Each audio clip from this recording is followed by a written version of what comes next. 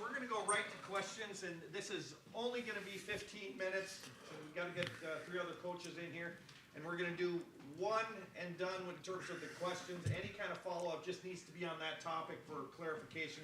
We get so many people that want to ask questions, guys, that we just have to make a few changes. So we're going to open up front row, right down to Barry WBNS. Coach, obviously the bye week, does it come at a good time? And what's your philosophy on bye weeks? You're on a bit of a roll, but you also have banged up players. No, I think it does come out at a good time, and I think you bring up a good point. There's times where you start to get into a rhythm, and then you don't want that bye week. I don't know if that's the case here. We're going to practice today, tomorrow, Thursday. Really put some good 3 days of practice in and keep grinding on this thing. But it does allow us to get a few guys healthy heading into the Iowa game. Right behind him, Clay Hall, WSYX. Looks like you're getting a lot of love nationally, pundits, whoever. I mean, do you subscribe to that Nick Saban rat poison type of thing? Well, I think our guys would tell you that it doesn't really matter other than winning the next game. I think the guys understand that. I don't think that any of the guys really even care about that because it doesn't matter. The only one that matters is the one at the end of the season. So, we have to keep winning, and that's all we're focused on right now, quite honestly. Front row right, Austin Ward, Rivals, 97.1. Ryan, what's the structure for practice this week, and outside of getting healthy, what would you like to accomplish? Yeah, we're gonna practice today, tomorrow, Thursday, and then do our +1 like we typically do going into coming off of a bye week. So, we want to, as a staff, look at what we've done, look at where we're headed, evaluate everybody in the program, and kind of see things we've done well and enhance those, but things that we need to improve on. We obviously want to get healthy, and get some guys, back out in the field. Want to get some guys who are playing with a few things, healed up, and then continue to work good on good fundamentals and technique. As you get 5-6 games into the season, you can start to get scheme oriented, and we can't do that. So we're going to dive back into fundamentals, techniques, and try to identify the things that we're going to need to get done here in the home stretch. Right behind him, Bill Landis, Rivals. Ryan, your punt and punt coverage have been very good this year, but I think maybe the rest of the special teams operation has been a little hit or miss. Just how are you feeling about that as a whole, especially the return game with some of the drop balls? Yeah, we're going to do a better job fielding the ball. I think if we do that, then we feel a little bit better about all of it. But certainly we can't be doing that. We got to make sure we field the ball better. I think that's a good time right now to look at that and figure out if we have the right personnel in all groupings and certainly in special teams as well. Right behind him, Dylan Davis, Delaware Gazette. When you have a chance to get Kyle McCord in the game, CJ's out and Kyle's in, how do you balance, giving him enough of the offense to see what you need to see because he might be your quarterback next year and also not want to be disrespectful to the other sideline? It's obviously a good problem to have. Don't get me wrong, but it is something that you want to make sure you respect the game, and but at the same time, you do want to kind of get them going a little bit, and we tried to get that third down conversion. We got him on the outside the pocket on the naked. I thought he threw a nice ball there. We had the third down where he was reading the end. I thought maybe we could have done a little bit better job just across the board, not just him, but we convert right there. Maybe we move the ball down the field.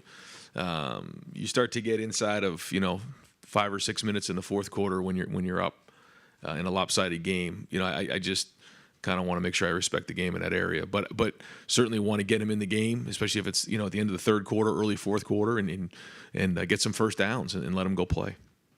Fourth row right, Spencer Holbrook, Letterman row. Ryan, you talk about rest, recovery, trying to get guys healthy, but at the same time, there's a lot of work I'm sure you think needs to be done. When you look at the cornerback position, is this the perfect time for them to really get some work in and try to improve their game so they can do the next 6 weeks? Yeah, when you're identifying in all three phases what needs to improve, the things we've done well, the things we need to improve on, I don't think it's any mystery that one of the things we got to do is finish some plays out at corner. We're right there. We haven't quite finished some of them.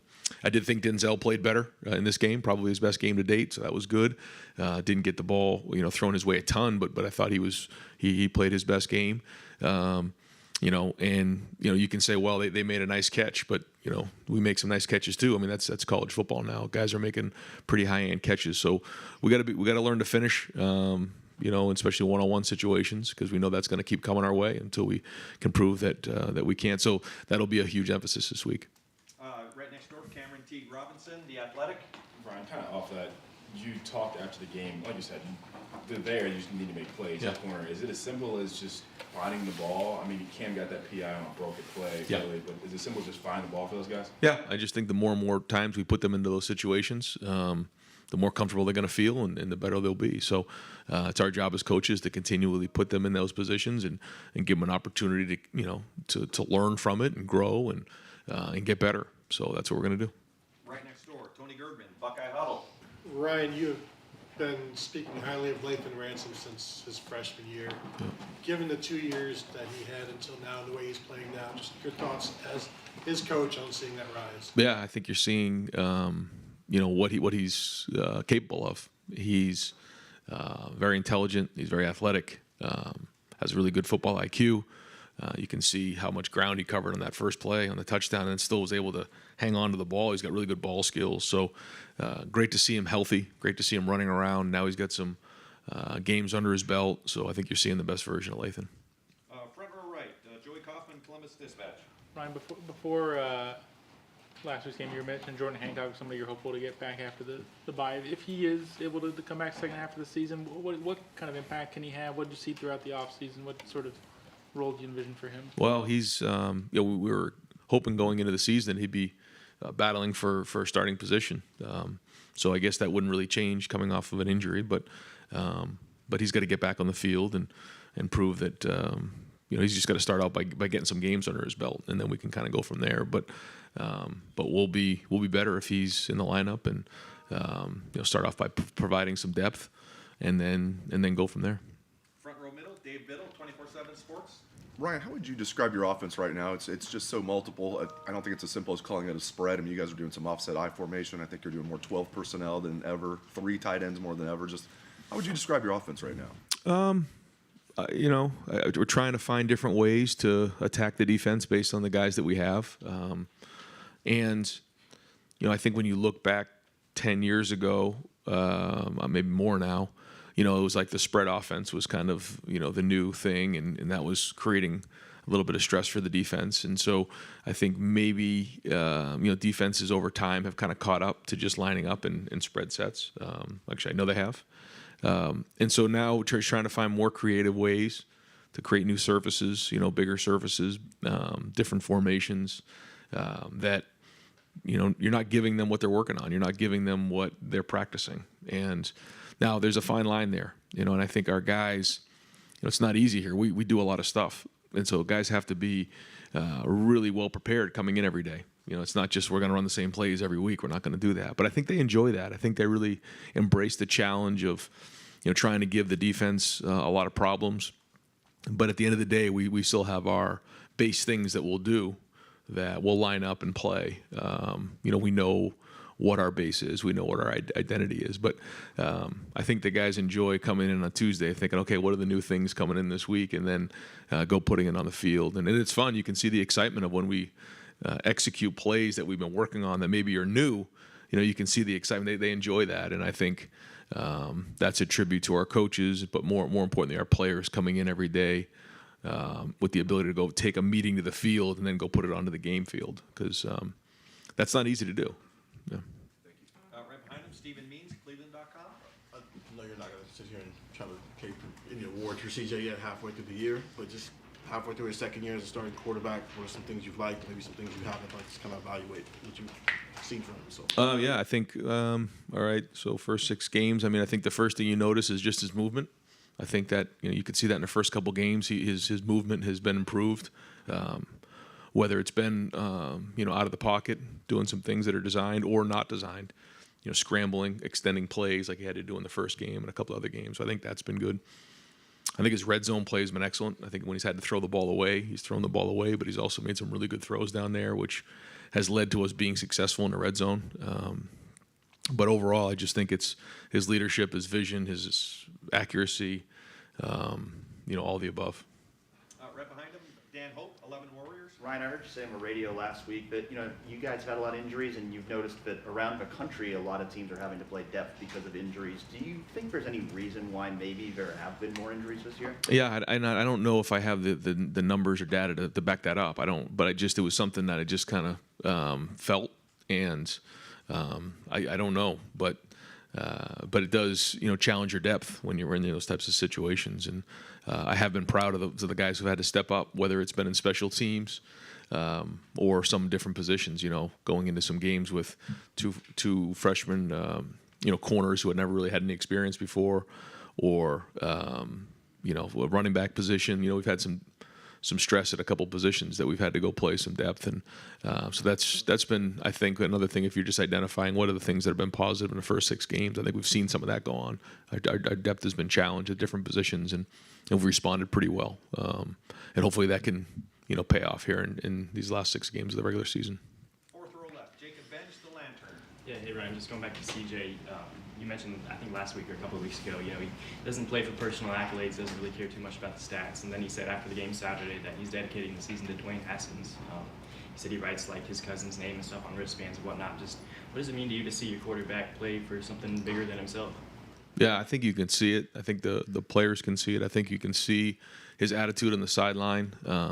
He is not concerned about statistics. I think he understands that they're gonna happen and they're gonna come, but he's focused on one thing, and that's winning and being a leader for his teammates. And when you truly play like that and just have an open heart, and I think it carries over to your team. And naturally, his stats are really good, and naturally he's playing at a high level. But that's not what he's focused on. And I think all the guys on the team have embraced that, and certainly his leadership has been felt. They understand that there's no expectations going into a game. Yet we hold each other to a high level. We want to play and be the best team in America. So I think that's probably what you're getting at. And it's not just about him. And it never has been, by the way. I mean, that's just the way he is and the way he's wired. And I think that's a sign of a great leader. Deep left, Brendan Gulick, Buckeyes Now on Sports Illustrated. Coach, I guess I'm just curious. I know the goal is to always have that pair and a spare where if somebody's not available, you don't have a drop-off. You guys have had a really impressive year in not having a drop-off. Have you been around another team that reminds you of the way you guys continue to just plug a hole and execute at the same level? I don't know. I haven't really thought about that. But I think one of the things that happened last year was we had so many younger guys play. So when you look at our roster right now, I mean, we have some juniors and seniors, but we also have some sophomores that are very experienced, because there was quite a few freshmen who played last season, where the year before that wasn't the case. So there was some struggles last year. There was some growing pains. I mean, it wasn't easy. It was difficult at times. But I think now you're seeing some of that experience and some of the things we worked through in the growing pains last year starting to pay off, because these guys played, and there were so many first times last season. So now they're not. So when you're playing guys and putting them in the game, even though they may be sophomores or even some of the juniors, I mean, they played a lot of football. So the depth has been strong, and it comes down to leadership too. I mean, J.K. and Jair, they have to step in in Wisconsin, and they hadn't had that experience. But I think the guys around them, Ronnie Hickman and Tommy Eichenberg, and some of the guys who have played before, they put their arm around them and say, we're going to figure this thing out together. I think that's important too, and I think that's the leadership that you need when you're working through an entire season. So I think it's probably a combination of all those things. Fourth row middle, Andy Anders, Buckeye Sports Bulletin. Yes, Ryan. So obviously, a big narrative coming into this year was being able to run the ball when you needed to on the short yardage plays that the defense knows you're going to run the ball. You guys faced a 4th and 1 fairly early in this game while it was still a contest, and converted. What made that play successful in as much detail as you can? It looked like there might have been a check at the line, and then how did that set up the touchdown pass to Julian Fleming that immediately followed? Yeah, I mean, you never know how things are going to go, and that was one that I guess we had the quarter change. There's a timeout. I forget exactly, but there was a long time pondering over that one, because you go down one road, you say, okay, if we get this, and we go down the field and score, it turns into a 2-score game. You don't get it, they get the ball in plus territory, and I think at the time it was 21-13. So you just kind of go back and forth in your mind, and I know how that goes. If you go for it on 4th and 1 and you get it, great call. If you don't, what are you doing? So it's all about the execution. So then the conversation became, do we feel like we have a good play that we can run against the defense that we're expecting? And we thought we did. We thought we got ourselves into the right play there, and I think it was the next play we scored the touchdown on. So I mean, those are the swing moments of a game that you got to have. Those game-altering plays, those gap plays that you got to be able to respond, and we did. And so then the whole game changes from there. At least that whole half did. And so that's something we're going to bring up in the meeting today when we talk about the game. Right next door, Pat Murphy, 24/7 Sports. Ryan, you guys have talked about the balance at running back, and we've talked about it a lot. But when you have guys that can go off the way that they have individually, how do you work with those guys to? I know they're selfless and they don't mind giving up carries, but they also I assume want to be on the field as much as possible. How does that dynamic work with them, especially after they both have back-to-back big games? Well, I think that it's just unique. I think we've talked about this for a while, but they understand that they need each other, and they both, I don't think, are surprised when the other one's in there that they run so well, and I think they make each other better. So I thought, Dallin came in and did a nice job when he was in there. I thought when we had an opportunity to get Xavier Johnson involved, we hand the ball to Emeka. We found different ways, too, to spread a couple carries around, which I think is good for the offense and healthy. But, yeah, when you have Mayan and Trey both in there together, that, they have a couple different running styles as well. So that keeps the defense on its heels. And maybe even having a couple packages where they're both in there, So once we get them healthy, that opens up a lot of doors for us. Front row middle, Bill Rabinowitz, Columbus Dispatch. Ryan, I know injury timetables are hard to predict anyway, and not your favorite topic, but what's your level of confidence that for the Iowa game you're going to get some of your key guys back? I mean, Mayan, Jackson, whoever else? Yeah, I mean, going into today's meeting, going through the injury report, really for a bunch of those guys, it was, the expectations that they're going to play for the Iowa game. Now, they still have to come along and they have to have a good week and all that, but that's the goal right now, is to get them, get them healthy this week and have a full week of practice next week, and those guys are ready to roll for Iowa. And are there guys that are long-term injuries that they're just not going to be back this year? Yeah, there are. There are some, like Mitchell Melton and Evan Pryor. Is that a possibility? Yeah, we're still hoping to get Cam Babb at some point. Probably not for the Iowa game, but we're hoping to get him back at some point this season. If there's anybody else, then we'll get with Jerry and try to figure out who's that. Yeah. Well, we still might be able to get him back yet later on. So I think that right now, yeah, that's probably the long term. And if there's any updates on that, we'll let you know. But right now, the rest of the guys we're expecting to have for the Iowa game, it'll be kind of based on how this week goes. Yeah. Over here to the right, Tim May. Tim May podcast. Yeah. Letterman Row. Ryan, like what Dave Biddle asked you a while ago about the diversity of this offense and stuff, and like you said about the excitement of guys coming in on Tuesday, what's new. Do you and your staff, also think about how much you're overloading the defensive coordinator for the next week, or the next week you're watching that video? How much does that kind of come into play a little bit in a almost diabolical way? Well, yeah, I mean, sure. No, I think the more things that we can put on film, the more ways we can attack defenses, then the more stress we put on them. And I think that's the balance of like what's too much, where you can't execute anything. What's too simple, where teams can just tee off and see, okay, this is this set, there's the back right there, and here comes this, So that's the balance you try to find. But when you have players, obviously you have the talent that our guys have, but have the football IQ to be able to take a play and put it on a field at a high level, like we saw this past week, man, that opens up a lot of options for us. And we're just blessed to have such great players, and the ability to process high levels of information. They're intent every week to have something fresh. I mean, oh yeah, yeah, more than one. Yeah. Got time for two more. Second room, Doug Lesmerises, Cleveland.com. Trying to think how to explain this. So you've been asked about Kyle McCord and trying to figure out how to play him at end of games a couple times. Sure. The backup's always one play away. It's a little more front of mind. Alabama just had to play a whole game with its backup quarterback. How much do live game reps in a blowout help a backup quarterback? How important are they in development compared to practice and everything else?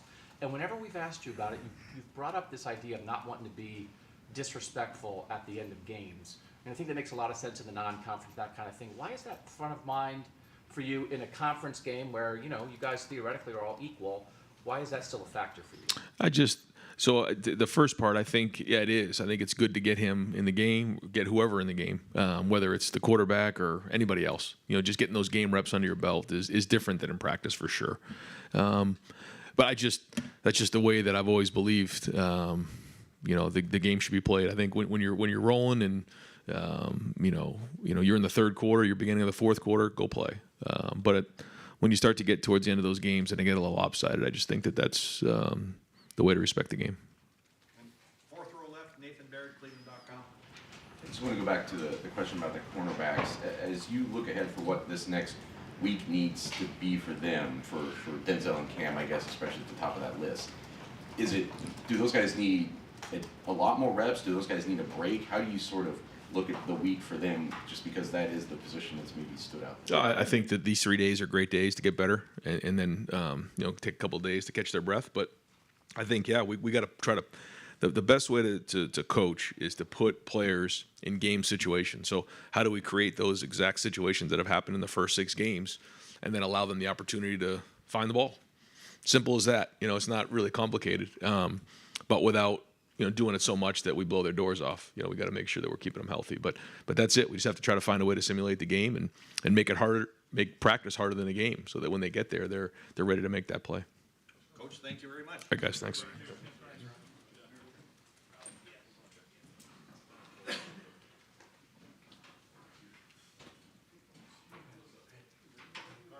All right, folks, we're going to open up the floor for Coach Jim Knowles. We'll go fourth row left, Nathan Barrett, Cleveland.com. I'll just follow up with the same question I asked Brian, I guess, in some ways. But as you look at that cornerback position, what do you feel like this defense needs to accomplish during this week, heading into another week of game? Is there something specific about this week that you can do to help Denzel and Cam and those other guys just raise that level of play? Yeah, Coach mentioned it. You want to make practice as game-like as possible. We have, the best receiving core in the country, so you have to balance, and that's what Coach Day does a great job of, balance how many reps to get. We'd like as many reps as possible. I mean, I would, but, there's got to be a limit because you want to avoid injury and all that too. But creating as many competitive situations as we can for those guys so that they can get better. But ultimately their production on game day is my responsibility, right? So if we're taking shots at that position, I have to look at myself too and say, well, are we showing our hand too much? Am I giving those guys every chance to be successful through disguise and coverage variation? So, that's my responsibility and something we'll look at hard over the bye week. Deep right field, Spencer Holbrook, Letterman Row. Jim, when you look at the way that your defensive line is playing, how much can they continue to help what the cornerbacks are kind of going through, I guess, in the back half of the year? It seems like if you have a better defensive line, obviously it helps the corners out, but the way they're playing right now just seems at a different level. Yeah, so, I say coverage and rush, they defense responds working together. So it's a group effort, and our front is productive and strong and attacking and confident, and that helps the coverage. And it's all working together, right? It's my job to make sure that quarterback holds the ball for that extra split second,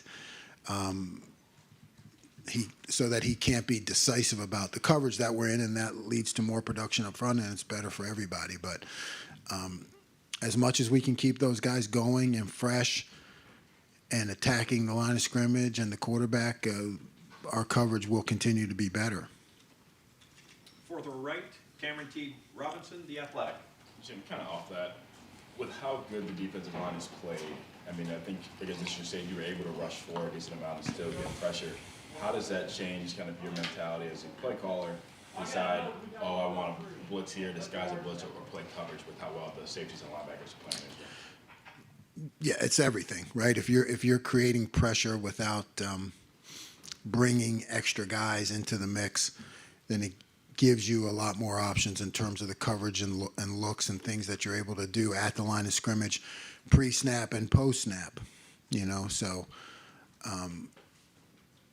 as the competition gets more intense, we need to be able to have the ability to bring pressure, to add guys into the rush. And you've seen it a little bit, but we have a much larger arsenal, I guess, than we have displayed, because our front is doing a great job of getting that pressure on the quarterback without bringing extra guys. Right next door, Tony Gervin, Buckeye Huddle. Jim, I think a lot of college safeties would just be getting back now from a broken leg in the Rose Bowl. Given how Lathan Ransom has played to this point, how surprised are you that he's done so well, and just how well is he playing right now? Yeah, I mean, everything that Lathan does on the field is a bonus in my mind, because we did not have, from the time I arrived, I didn't have him out there. And he just shows up. He's the guy that jumps off the video. He's the guy that during the game, as I'm watching it from my vantage point, shows up in all the right places, and he's decisive. So credit to him, and he loves to play football, and I think for a guy to come back from that significant injury is really a good story to tell. Right in front of him, Doug Lesmerises, Cleveland.com. Jim, what is your process when deciding how many reps a guy is going to get in the game? Between the position coach, yourself, maybe even Ryan is involved in that. How do you work that out, and sort of who has the greatest say there? And then whenever you're maybe thinking about starting somebody new at a position, how serious of a decision is that? Is it just, hey, the guy who can help us win the most is who's going to play? Or is there any hesitation of maybe taking a guy out of the starting lineup and putting somebody new in? I think it's always you have to know your players, and if a guy's battling for a position and it's back and forth and not that much needs to be said. Those kind of battles, they happen, one guy's on the rise, just playing better. But I think if it's a drastic change, you have to make sure that, we do, that the players are aware of it, the parents, the whole group, everybody, from Coach Day on down. We're very sensitive to that, to make sure that, because guys put a lot of work into this life that they lead. So it's our job to be up front with them. So different situations, right? I mean, if it's close battle back and forth week to week, not much needs to be said. When it comes to reps, yeah, I think, most of the time that goes to the position coach. I mean, that's ultimately a position coach's responsibility, but Coach Day will weigh in, or I'll weigh in if we think there's a need to. But I mean, we have a lot of great coaches, so they really manage that. When you create a group of these guys are game ready, that's these guys are game ready, and that's what we talk about. Who's game ready? Once a guy is deemed game ready, then really it becomes up to the position coach how they rotate him back and forth. Front row middle, Dave Biddle, 24/7 Sports. Jim, halfway through the regular season, you guys are ranked 7th in the country in total defense. What's maybe one thing you're really happy about with your defense, and maybe one thing that you're like, we've got to get better at this? Yeah, I'm pleased with where we're at in the run game. We can be better, but I'm just pleased in the way we're fitting things and the way that we're playing fast. Guys seem to know the scheme and where they fit and where the ball's going to come out. You feel good about not getting creased. Guys are in the right places, which is always important, particularly with a new scheme. And then, third downs, right? I'm pleased with that. You know, I think in both the run game and third downs, we still have more that we can do. You know, we're just starting to approach the level that we want to be at, but there's more that we can do in those two areas. And then we got to be better at those 50-50 balls. I mean, that's just the reality of playing defense is you can play great all game and they can just toss a couple up in the air, and if you don't win them, you know, you give up a couple touchdowns, and that's the game we play, but we want to get better in that area. Front row middle, Bill Rabinowitz, Columbus Dispatch. Yeah, Michael Hall Jr. had 2.5 sacked, I think, at only 7 snaps. First of all, how good is he? What's it like to have him on your defense, and why only 7 snaps? Well, you know, he's coming off an injury. He's battling injury. He's fighting his way back, you know. Mike loves to play, so, you know, he comes in practice and maybe, you know, doesn't re-injure or doesn't feel great and then has to back off. So it's like a push-pull kind of thing. You're trying to get him those reps during the week. So we just thought it would be a good idea to ease him back into the lineup, someplace where he could just be aggressive, you know, and play fast. And, you know, that was the plan. His production for 7 plays is exceptional. You know, obviously we'd like to play him more, and he will as he gets healthier, but that was definitely the plan this week, and it worked out well. Right next door, Joey Kaufman, Columbus Dispatch. Jim, you mentioned, at least with Tommy, the way he picked up the defense, that middle linebacker spot was really advanced for somebody you've coached.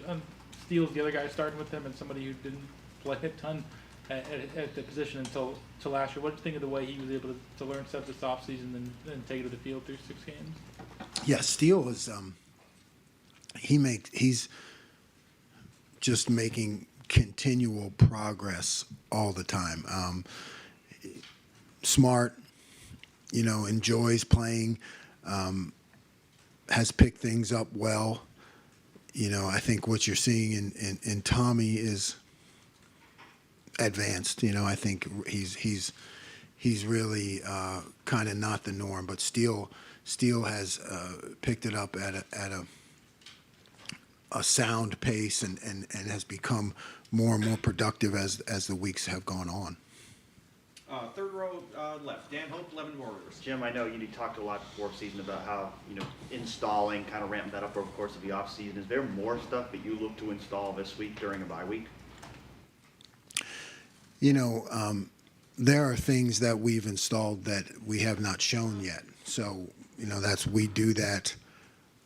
I do that as I kind of think weeks in advance. So we want to be able to.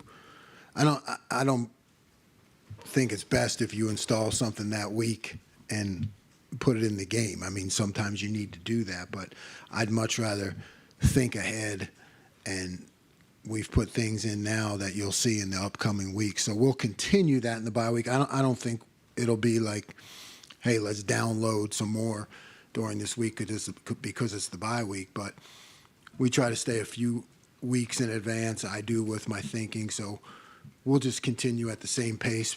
You know, it's working, and I definitely don't want to put more on the players. Right in front of him, Stephen Means, Cleveland.com. Following up on what Doug was asking a little bit, with Lathan and Josh specifically, I know you guys are teaching them everything, but everybody's natural skill sets are different. Can you just talk about the difference between what Lathan brings to that safety spot versus what Josh brings to that safety spot, and how that maybe shows up in the game? Yeah. I feel like Lathan has some versatility in between the adjuster and the bandit position. I think he seems to be a guy who can be both strong side, weak side, fit the run pass, see the concepts, maybe in a broader spectrum. Josh is I mean, I think he's really good when he has a specific assignment and direction and is able to really just unleash and play fast. So Lathan plays bandit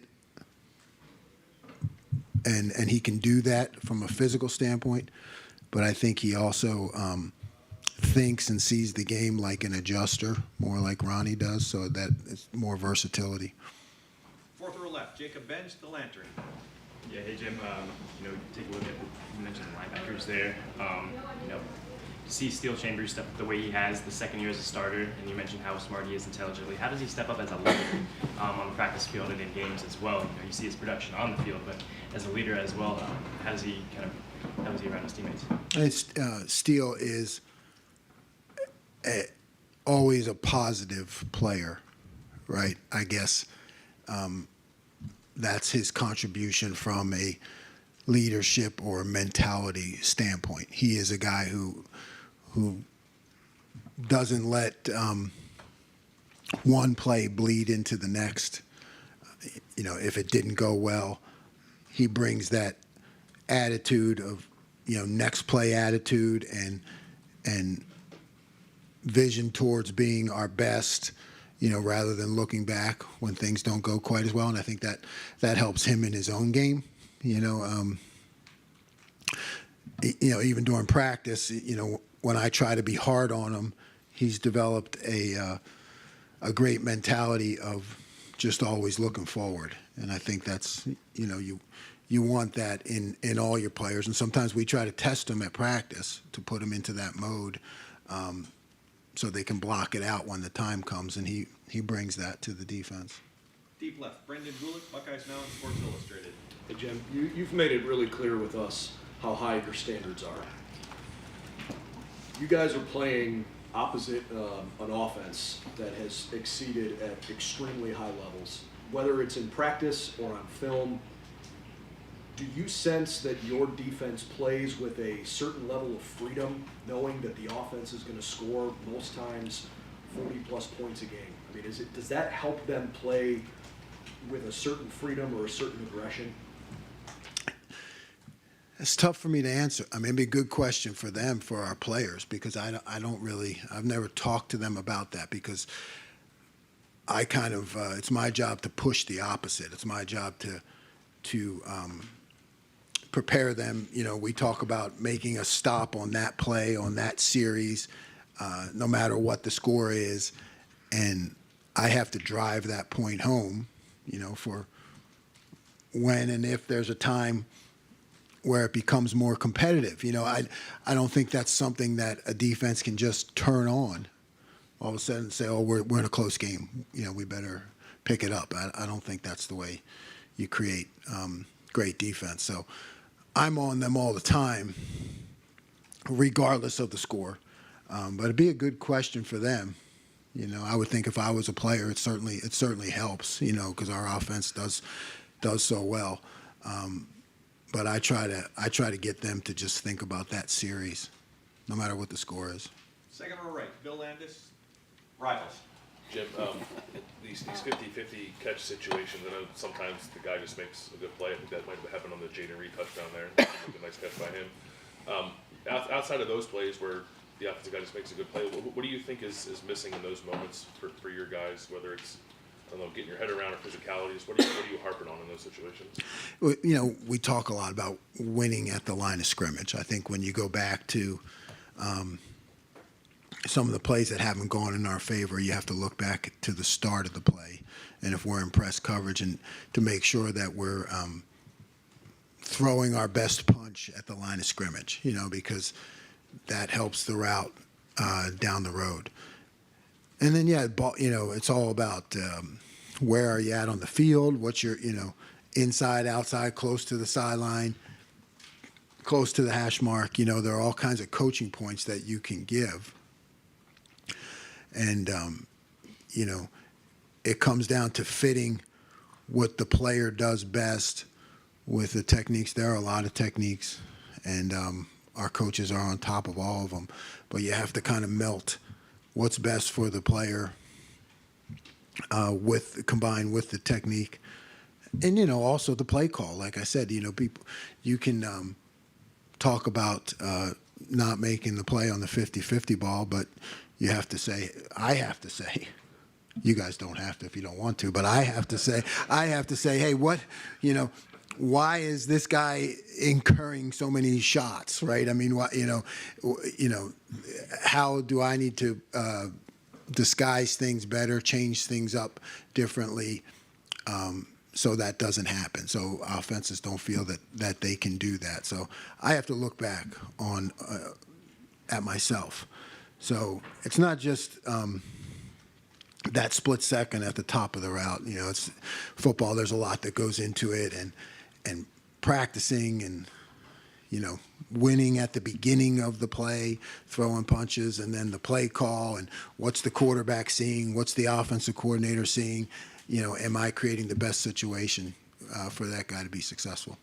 Got time for two more. Front row right, Austin Ward, Rivals. Jim, when you go back to that conversation with Lathan and Proc, is that one of the week-by-week, game-by-game battles that you're talking about that's ongoing, or was there something maybe specific to Michigan State that made Lathan, a better fit for that one? Yeah, it's week to week, right? I mean, again, we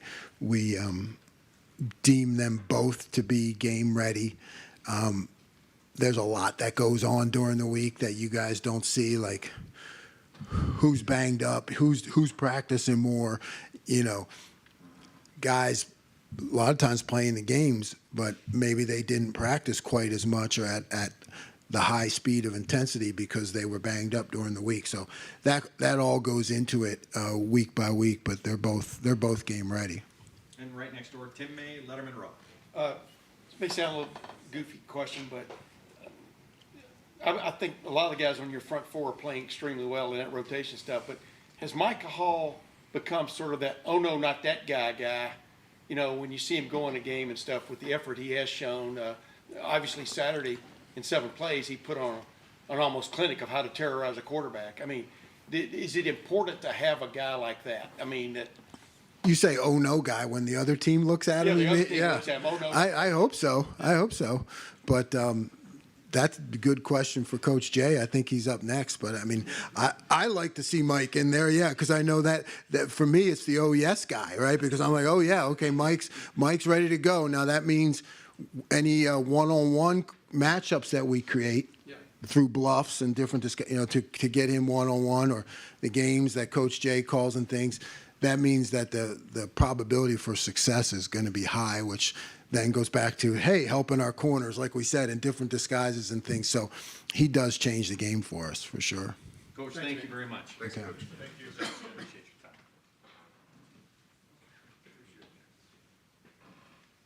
Thanks, Coach. All right, we'll open up the floor for Coach Johnson, 4th row, middle. Mike Hall. Get everybody hands for Mike Hall. Andy Anders, Buckeye Sports Bulletin. So yes, this question is about Mike Hall. All right, go. What do you want to know? He talked in the post-game presser about developing his explosiveness in the offseason.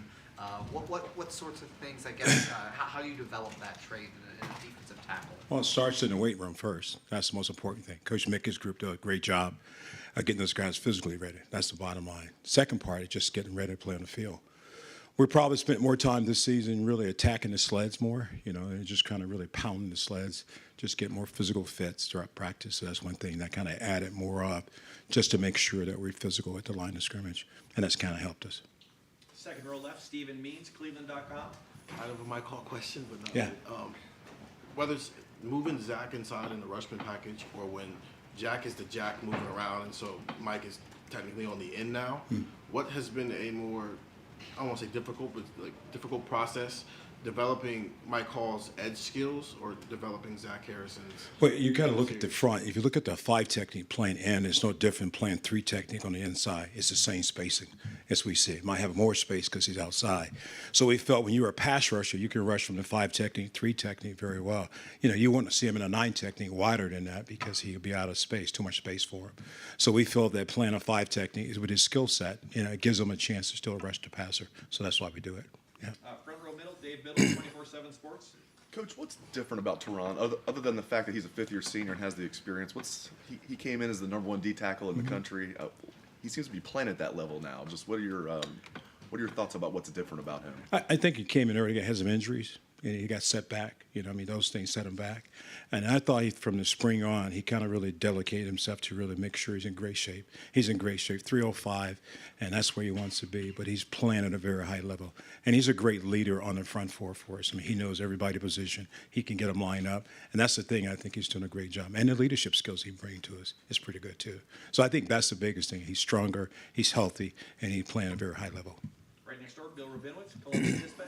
Yeah, I noticed at the end of the game, Caden Curry made a play where he kind of like jumped or leaped and made a tackle. I mean, what have you seen from him? I mean, does he kind of jump out to you the way that he sometimes does? I said it to him, Caden Curry is a football player. Put him on the field, and he'll find a way to make a play. And that's what I saw him do in high school. I mean, you just watch him play in high school. He's just all over the field. And that's the kind of player he is. And so as we continue to move forward the next 6 weeks, hopefully get a chance to give him more reps and kind of get him a chance to do some things on the field. But I like him a lot, the fact that what he brings to the table. Fourth row right, Cameron Teague Robinson, The Athletic. Larry, just this defensive line, it seems like there's a different person every time they get a big play. Obviously, Mike had a big play, a big game, but I mean, Zach Harrison had a good game. I mean, I think JT's probably 3 holes away from 3 sacks the other day. What is the dynamic like with this defensive line that they don't really care who wins, and they know that if each of them do their job, this defensive line is going to be pretty set? I mean, I think that's the key. I think you said it all. I think, first of all, you got to realize who we are as the Rushmen. We don't care who gets the credit as long as we're all playing hard, and that's the bottom line.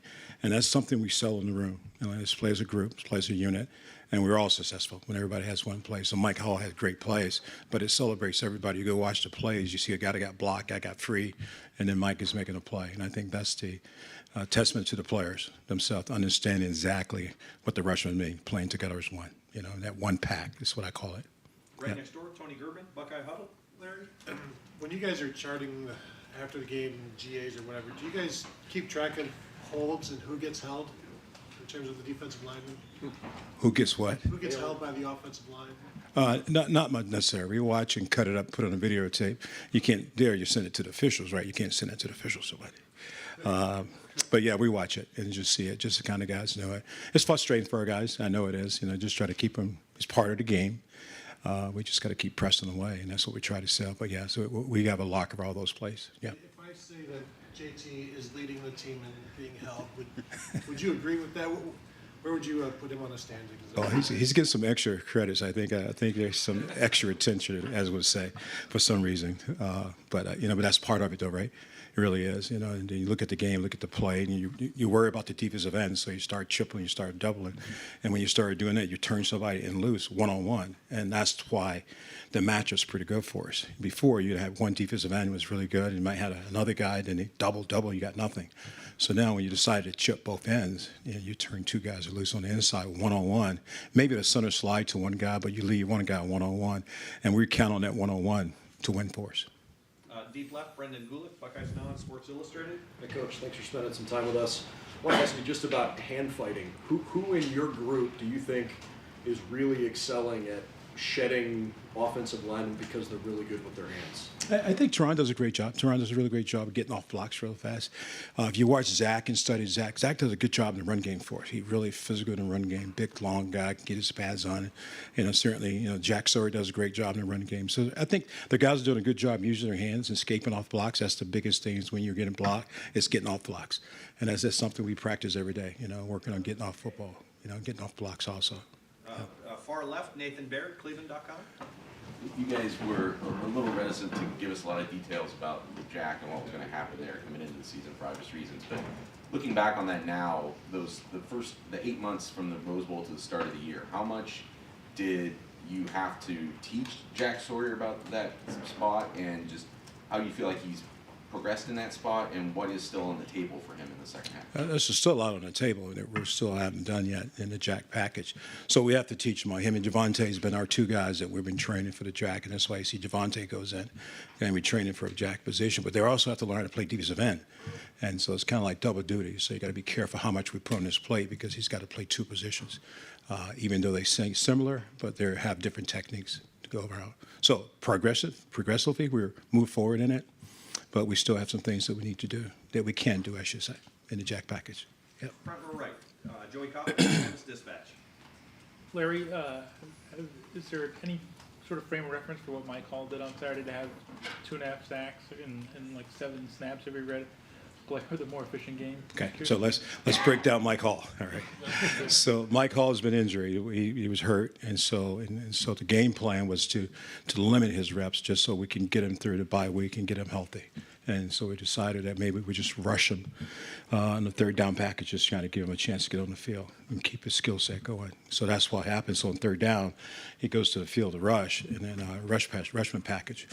And he got the one-on-one, and that's what you want. You want to get one-on-one. You double Tehran or double somebody else. You don't let somebody go free. And I thought Mike did a great job with the rush. We twisted a little bit to try to change it, try to create matchups.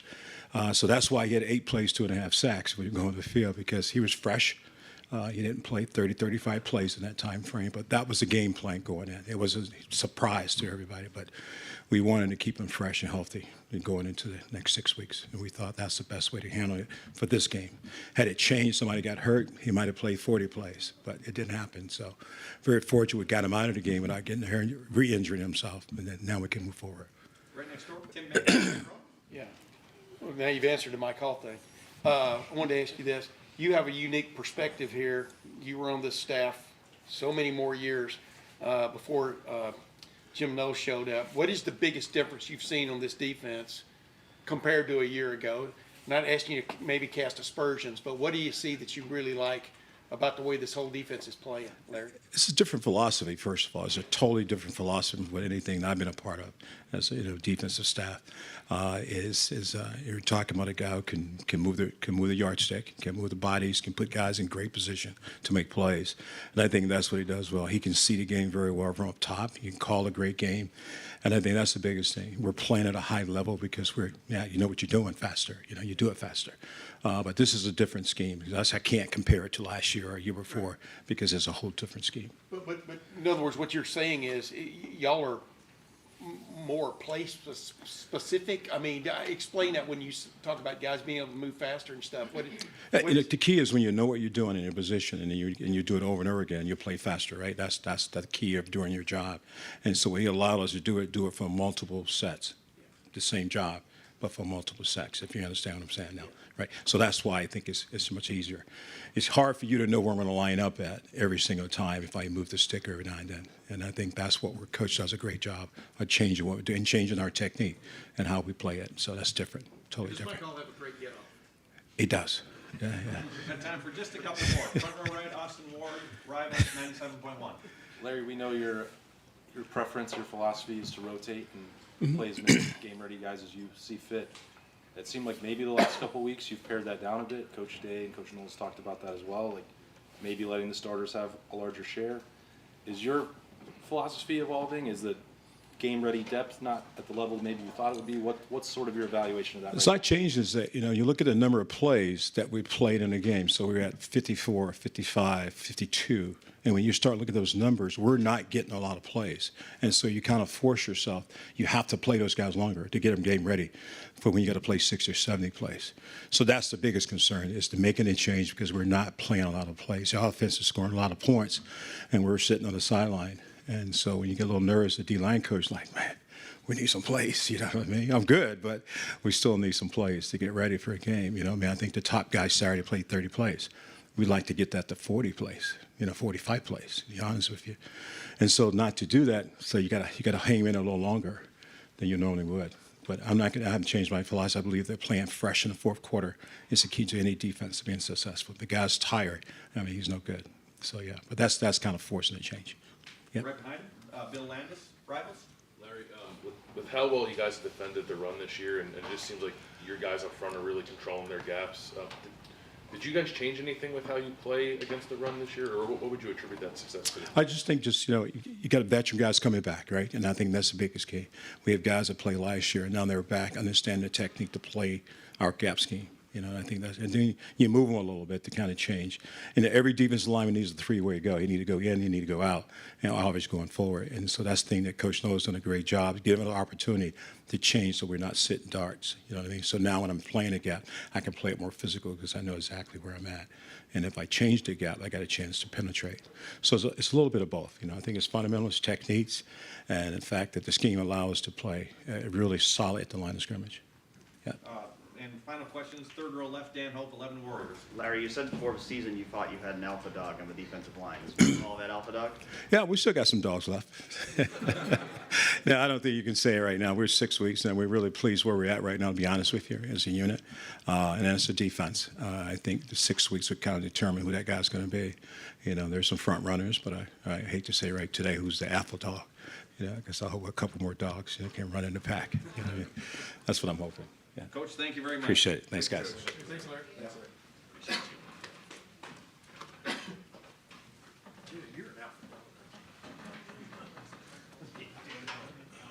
Jerry with another shout out on national TV broadcast. Why did I say national TV? This is 1990. Jerry with another shout out on the broadcast. I didn't see it, though. Oh, the people are so used to it now, they didn't blow up your phone.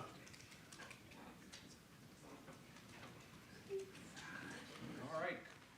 I'm going to get everybody out of here and on time for their flights or their drives or anything. We'll open up the floor for Coach Frye, front row middle, Dave Biddle, 24/7 Sports. Move this up. Hi, Justin.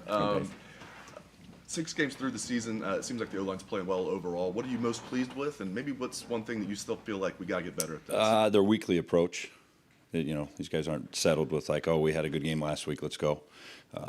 Every week we come in and we find something on film that we need to attack, something that maybe wasn't as clean as we want, and they're looking for that. So that's been the best part. I think if you continue to do that, and as Ryan talks every week, right, it's a new challenge and a new game, and you can't rest on what you've done, and you got to work your details and fundamentals and technique, and these guys are looking for that every week. So that's been probably why, if you say it's been consistent, because on Mondays they show up and they've watched the tape, they've taken notes, they want to know what we can improve on, what we got to work that week, and then we attack that during the week, and they've done a really good job with that.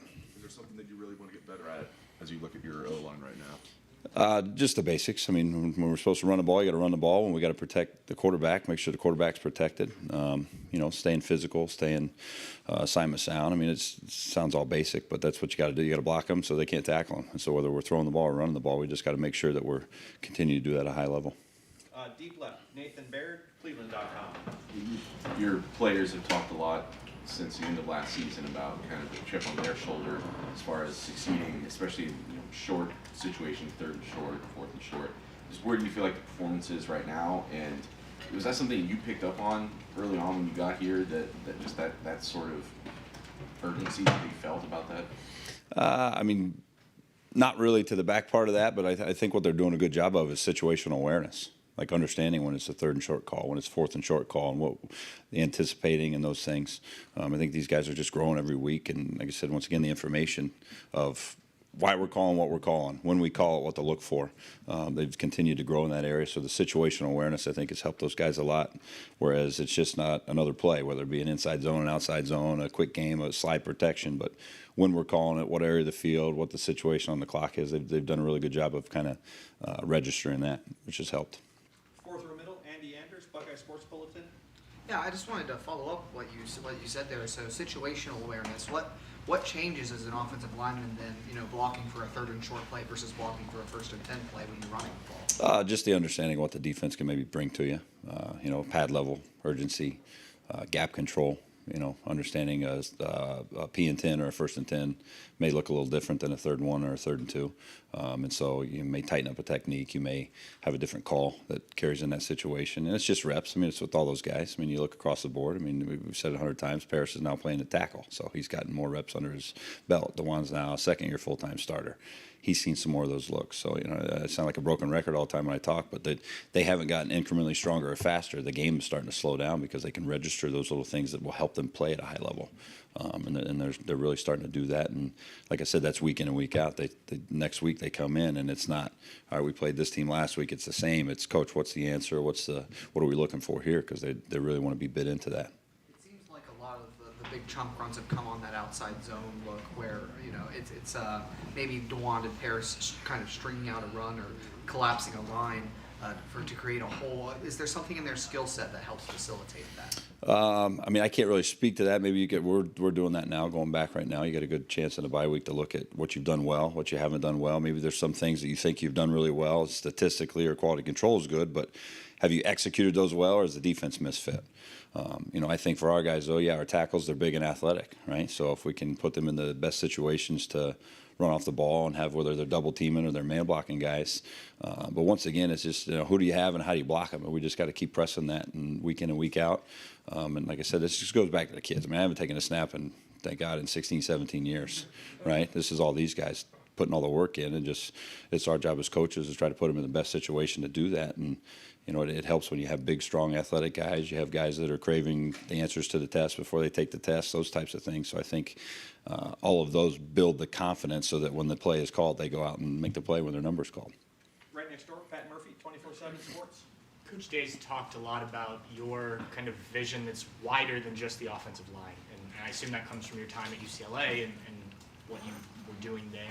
How have you seen that maybe help your offensive linemen learn the game more than just, okay, I need to block this guy in front of me? I think just probably the teaching component of how much do I need to give those guys on a certain play. Like we're not going to ask, Matt Jones to know the rotation of the coverage to the boundary and those things, right? So I think as a staff, just as we talk, and once again, it's just putting the guys in the best situation where we can attack the defensive structure that week, and then breaking it down kind of into the Cliff Notes version, or the, as we say, trimming the fat a lot with our guys. What do I need to give to the tackles, to the guards, to the center, saying, okay, on this formation or this set, look for this because this could be coming. So I think just the funneling of the information, probably helps. But I've always really tried to do that. The longer you do coach and get around and been able to be in the pass game and the throw game and skill guys and big guys, I think it's more of a, that recipe of like, what does it need here? Need a little extra sugar, a little extra salt, whatever that is, and just knowing what to give those guys so that they can go play really fast and really physical and really hard. Back at the wall, Jeremy Birmingham, Rivals. Justin, when you guys are in practice, who are the defensive linemen that come in and regularly give you the biggest fits? And, is there something that you are getting out of practice that you guys maybe aren't getting in games just in this first half of this season?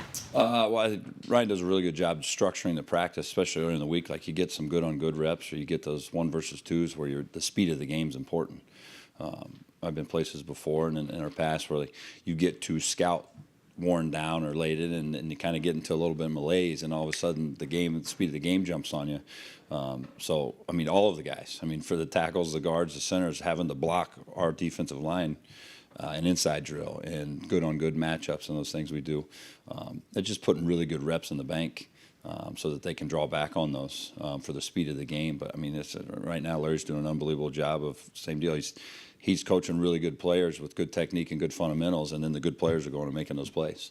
Do your guys hold JT as much as the opposition does? No, we never hold. I don't. Yeah, we don't coach holding. Deep right, Spencer Holbrook, Letterman Road. Justin, I asked you in May about Paris and his first start.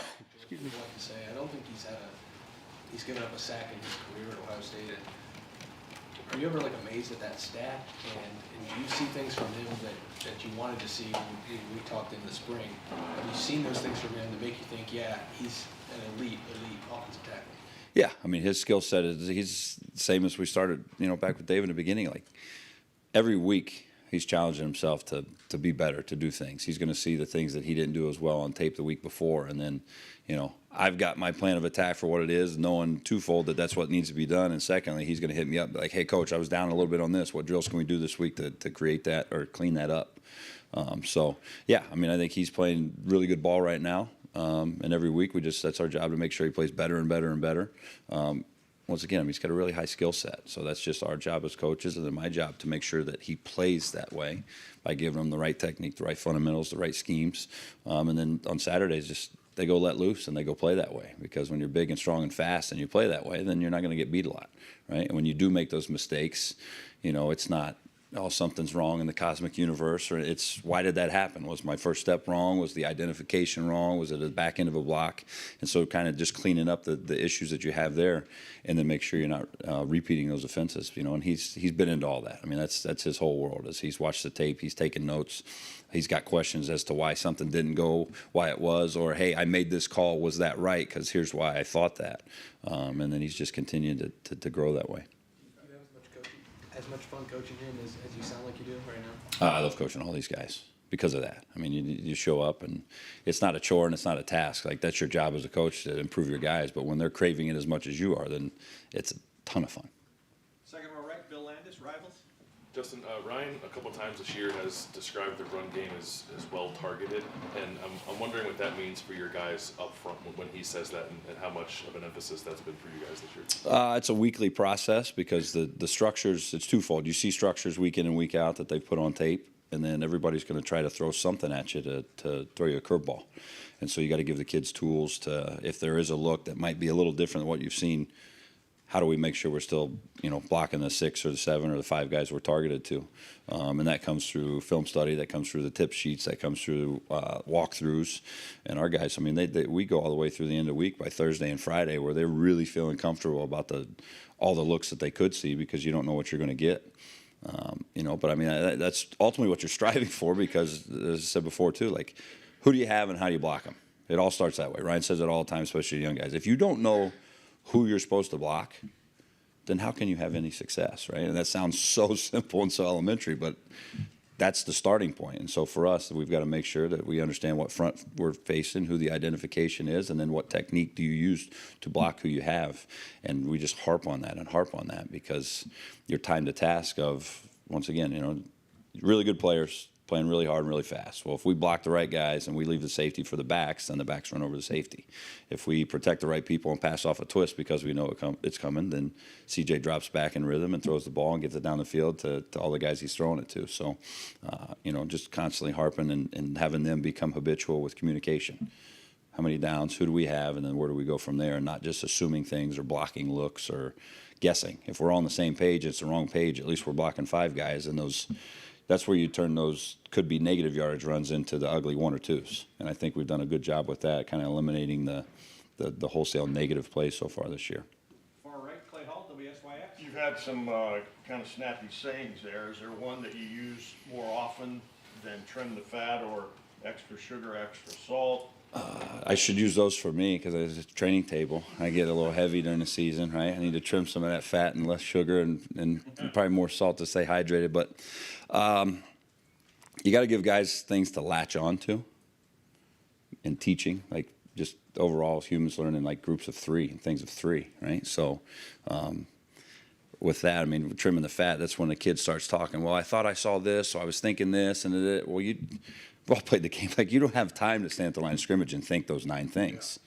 All right, it's 4 down, there's the point, he's here, I'm doing this, and then go execute at a high level, right? So that's just kind of the mindset that we use in the room of, you're going to paint this big picture, right? You got to start with little brush strokes there. So what is that? Who's the downs?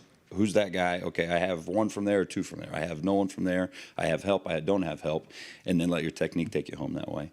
And just really, I'm not smart enough to do it any other way. I got to be systematic for myself so that when they ask questions on the sidelines or they come over and say, Coach, that backer bumped out to here, I can draw it up and say, okay, we're going to go to this. And then they grasp onto it. And it's not, well, maybe we'll try this. And because then they're looking at you like, well, shit, if he don't know, then maybe I shouldn't be doing this, right? So and that's the message delivered to them. But yeah, probably there's a few sayings in there that I have, but they've just become so habitual to us in our room that's common language to us. I like putting up 3 fingers when we score a touchdown. When they see that, they know we're kicking a field goal for the extra point. So that's a good one to throw up. Front or right, Austin Ward, Rattles. Justin, Matt sort of suggested maybe a couple weeks ago to me that foot was never going to be completely right for him this year. I don't know if that's true or not, or how much to talk about it, but it just seems like he's hurt but not injured, wants to keep playing and battling through it. What have you seen from him physically just to get out there every single week? And then if it does catch up with him at some point, I don't know if it will, what have you thought about Enoch and Fryer coming in to help there? Yeah, I think that the first part of your question, simple, is Matt's like a lot like we talk with Paris and Donnie and those guys. Like, Matt's never played like a full season. And so Matt's learning what it feels like to really be the guy all the time, right? I've told all those guys, the minute you play major college football, you're never going to wake up in the morning feeling great ever again. You're going to crack your ankles or your wrist or your elbow or something because it's the nature of the position, right? So I think more than that, he's just learning that's kind of what the game is. It's not hampered him at all. I mean, he's playing really well. Still moving guys in a run game when we're asking him to, protection-wise, coming off and doing some things. So not any big issue there. And then, yeah, I mean, the big thing with those other guys you talked about is just creating depth with all those young guys. And we've been fortunate enough now where we've gotten a lot of those reps there late in the game where guys are up in the true double digits, almost triple digits, getting some good gradable tape and being able to go play the game. And so you're always trying to, whether it be in practice reps or one-on-one pass rush versus Larry's guys, where you're trying to build that depth so that if the next guy up mentality happens, that guy's going to go in and continue to help you win the game. I mean, Enoch's done that twice for us already this year. I mean, when in the Notre Dame game, Matt got, I think his shoe popped off when he got rolled up on and he couldn't go, and Enoch goes in on a critical situation, and we run a GT counter, and he pulls and kicks the guy out, and we rush it for 10, 12 yards in the red zone. And then he runs off the field. So being ready to make your play when your number's called. I mean, that goes back to, some of the sayings, Clay, we're talking about here, like that's competitive excellence. That's the definition of it on film. He did it again this week. Same deal. Matty's shoe popped off, and all of a sudden he's running off holding the shoe. Enoch goes in, and we slide to the right, pick up a twist game, and we hit Mecca for a touchdown. So, staying ready and being ready, he's done a really good job with that, and just continuing to play and build because you never know when your number is going to get called. Gigantic shoe. You might be onto something there. Right next door, Tim May, Letterman Row. You just touched on what I want to ask you about. You also said you think y'all are doing a good job of this, but the games that they're playing up front defensively, y'all have seem to be doing a pretty good job of quick awareness, et cetera. I mean, that just I know that comes from reps and teaching and stuff, but you still got to react right now of what's going on, right? How that group is doing it. I mean, Saturday was I thought a clinic in some respects on that. Maybe I'm wrong. Oh, thank you for that. Yeah, we'll put that on this guy's list too. That's they did a good job. We saw some movement, some stuff. That goes back to what Berm was saying though too. I think of like as you build those reps with those guys and then the comfort, right? So then now at practice, we're practicing against Jack and Zach and JT and inside. I'm trying to block Mike Hall and these guys, and Jerron's played a lot of ball. So big, strong-handed guys. So you're getting some reps on top that maybe aren't on film, but you still can touch a little bit so that if it does show up.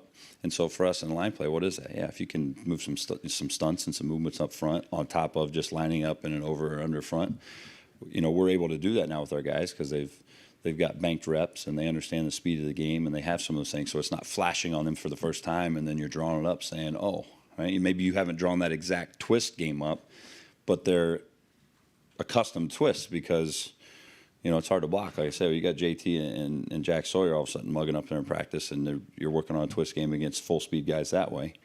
It makes it a little easier to handle it on Saturday. And real quick, you can have a big guy and you can teach power and you can demand physical play and stuff, but it looks like this front relishes lining up and just knocking somebody back. I mean, you understand what I'm saying? Mm-hmm. Where would you rate them in that realm? Because one of the things, obviously, Ryan wanted to get fixed was the physical aspect, in some games from last year to now. But how would you rate this line on that realm right now? I mean, we rate it every week, and so the toughness and the finish, and we grade plus blocks versus knockdowns and things, and we've graded well every week.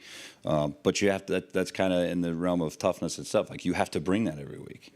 You don't play tough one week and then forever you're a tough team. Like when your number's called, you got to make the play. Like toughness for me Saturday was 4th and short at the -40, and we made the call. The guys executed the call, and then the next play we go down and we score a 50-some yard pass play. So that's toughness in itself, as opposed to maybe mauling a guy all the time or breaking a guy's back over a pile and those things. But it's a week-by-week thing that you just, once again, you got to hamper. If you don't see it on tape and you see a guy pull the parachute or stop early, you got to tell him about it, right? If you see a guy that does it well, then you got to highlight that and say, we need more of this, and here's why. And then they feed off of that so that it doesn't become something that they're looking for in a situation of like, oh, I have to do this now, but it starts kind of becoming habitual for those guys. So, week by week, that's how you judge it. And circling back to the beginning of it, you have to start there. You can't just put a stamp on it and say, well, now we're tough, right? Because we did X, Y, and Z. You got to do it every week. Right behind him, Doug Lamarice, Cleveland.com.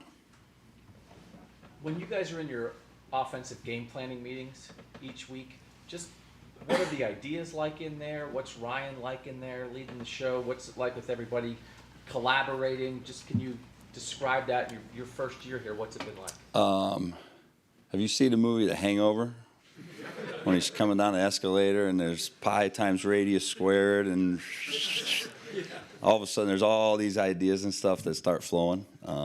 No, that's a bad joke. So yeah, so I would say just it's fun because like, we all see through the same lenses and we all speak the same language. So it's from a staff starting point. Like we know what our guys are good at, the skill sets that they're good at, and how do we find those plays to get them into, whether that be formationally, whether that be personnel grouping. Those are all things that week in and week out. It doesn't matter who you're playing. You got to kind of vet through those things.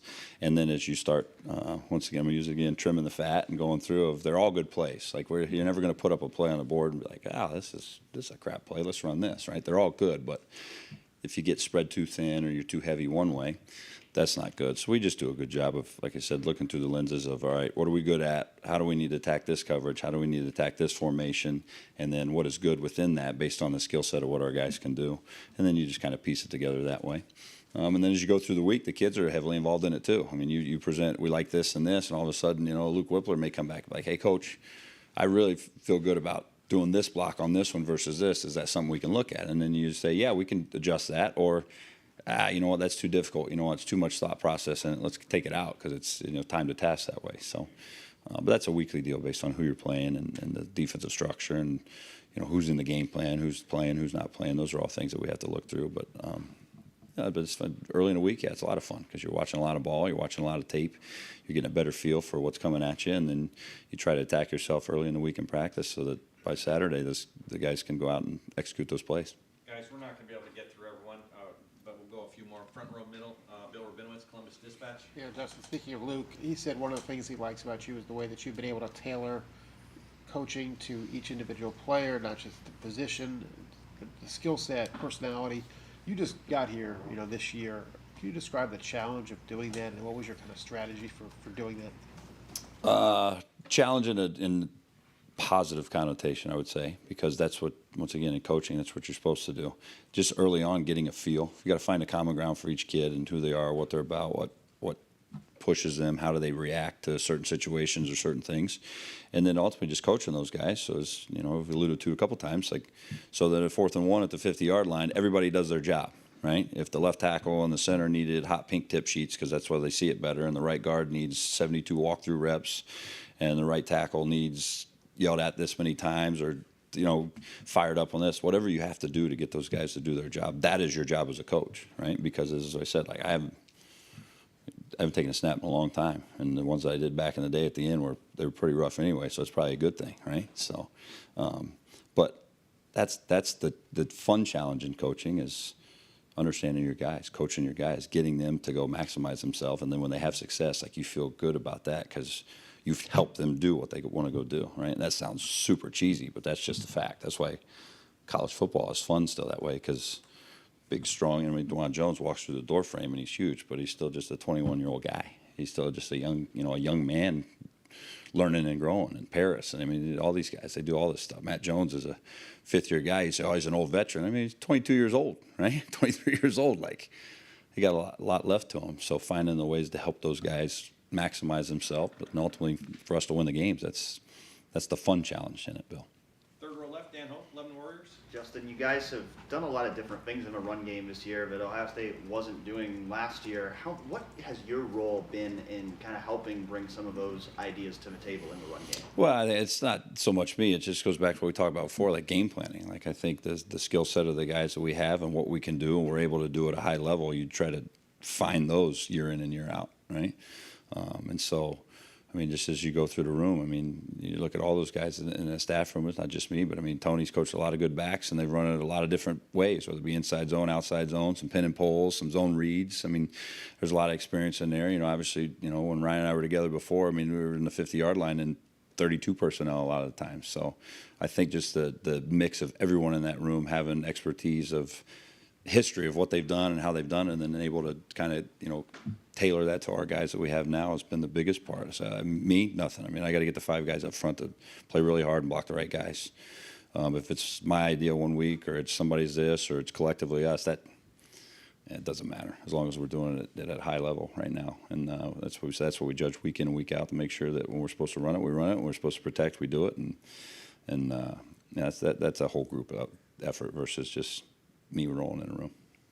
Right in front of him, Stephen Means, Cleveland.com. About the 4th and short, you didn't get it on the 3rd and 2 the time before that, and then obviously the quarter ends. Are you harping on run that ball again, it's just because 4th and 1 in the way, just because of the way you talked about needing to be able to run the ball when everybody knows running the ball. So you may be harping on that. Well, you just have to have a call ready to go that if that's the situation that's needed, then you're comfortable with the kids. I mean, we didn't call a bad call on 3rd and short that we didn't get. We just, you got to execute it better, whatever it may be. But then on to the next play. Like, in that case, when Coach Day's standing over there and we're all talking on the headsets, what do we like? Where do we want to go? He's got a mindset of what he wants to do and what he wants to call, but you just need to have something available that your guys are going to execute well because they have confidence in it. They've done it during the week. They've seen the looks. And so, yeah, you got to have something in your pocket ready to go if, as we talk about as a staff, and just so that the kids can go do it. And final question, front row, middle here, Joey Coffin, Columbus Dispatch. Dewan came into this year a little lighter than he was before. Just what have you made of his first 6 games? Same deal. I mean, I think he's playing football higher level than he ever has because he wants to, right? Just like you said, all those things that may be little things as a younger guy or that you don't know are big things as you start playing more become big things. So being able to keep your weight down so that you can play faster and you're not as fatigued late in the game, being able to, stay after practice and get some pass sets or some extra work that he wants to work on with his hips or his hands or his feet or whatever it may be. The run drills in practice. I think just the drills and the work as you grow up and you mature and you start seeing the big picture become more important. Not that they weren't before, but the understanding of why am I doing this rep, and then the application of this rep in an individual drill or versus the defensive line, and where does that apply to a game. I think the maturity, that part of it, where he sees that, or he'll ask, hey, Coach, can I get one more of these because I'm not comfortable on the back side of this, or front side of this, I want to get that. So I'd say he's getting better every week and playing good ball every week because he wants to, and it's important to him, and he's training that way. And that's a really good workman's mindset to have as you go through a season, because a lot of guys will, all of a sudden it gets hard and you get into it, and then you want to plateau a little bit, or you don't know the challenges and get a little fatigued, whereas these guys right now, they understand we got to incrementally get a little better every week, in the technique and the physicality and the toughness and all those things, because that's when you can really separate yourself from a lot of other teams that maybe start to plateau or lose some guys to injury. That you can double separate because you're continuing to get better and they've stopped, right? So your rate's going up as fast as it is, on top of separating yourself even more from teams